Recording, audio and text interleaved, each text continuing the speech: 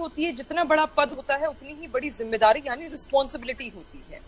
और मेरा मानना है माशाल्लाह बहुत ही रिस्पॉन्सिबल हमारे गृह मंत्री माननीय अमित शाह जी हैं। जब वो ये बात करते हैं कि 370 और 35A की उन्होंने बात करी, जब भी वो बॉर्डर की बात करते हैं या कोई भी इस प्रकार की बात होती है जहां पर ये बोला जाए कि हमें अपने देश को और सुरक्षित और मजबूत और आवाम यानी जनता को और मजबूत करना है, तो हम जान देने के लिए तैयार हैं। मेरा मानना है ये हर तरीके से हर बॉर्डर की बात हो रही है, सिर्फ और सिर्फ पाकिस्तान ऑक्यूपाइड कश्मीर या फिर चाइना और हिंदुस्तान के बॉर्डर की बात नहीं हो रही।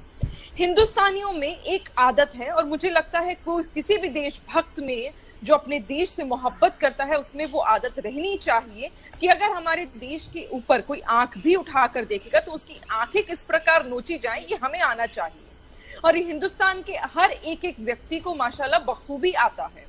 अब जब गृह मंत्री की आप बात कर रहे हैं तो बिल्कुल सही, 370 की जहां तक बात है तो हमें भी मालूम है कि कहां से किन देशों से एक्सपोर्ट किए जाते हैं हमारे देश में, कश्मीर में भेजे जाते हैं ताकि हिंदुस्तान में, कश्मीर में, हमारे जम्मू और कश्मीर में, हिंदुस्तान में जो है वो मचाई जा सके। तो उसका तो एक कॉन्टेक्स्ट था ही। अब आपने बात करी LAC और लद्दाख की, बिल्कुल, और यही वजह है उन्हें नाको चने हमने चबवाए।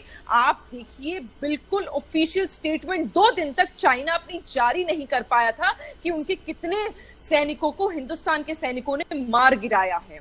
तो घुटने टेकने पर हिंदुस्तान की आर्मी ने माशाल्लाह चाइना को मजबूर कर दिया और 2 दिन बाद उनके सूत्रों के हवाले से खबर आती है कि 40 से अधिक उनके सैनिकों को हम लोगों ने मारा है।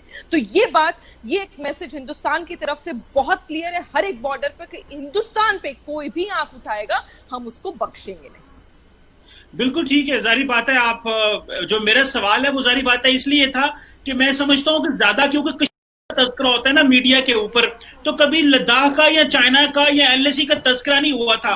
तो क्योंकि अभी आपके फौजों जो फौजी हैं उनकी जाने गई हैं, तो जारी बात है बड़ा गुस्सा है उधर से। तो वैसे एक बात बताइए निगहत अब्बास साहबा कि ठीक है, जारी बात है फौजी किसी मुल्क का भी हो, जब उसकी जान जाती है तो पूरा मुल्क साथ खड़ा हो जाता है और खड़ा भी होना चाहिए क्योंकि वो आपकी रियासत को प्रोटेक्ट करता है, आपकी सॉवरेनिटी को प्रोटेक्ट कर रहा होता है।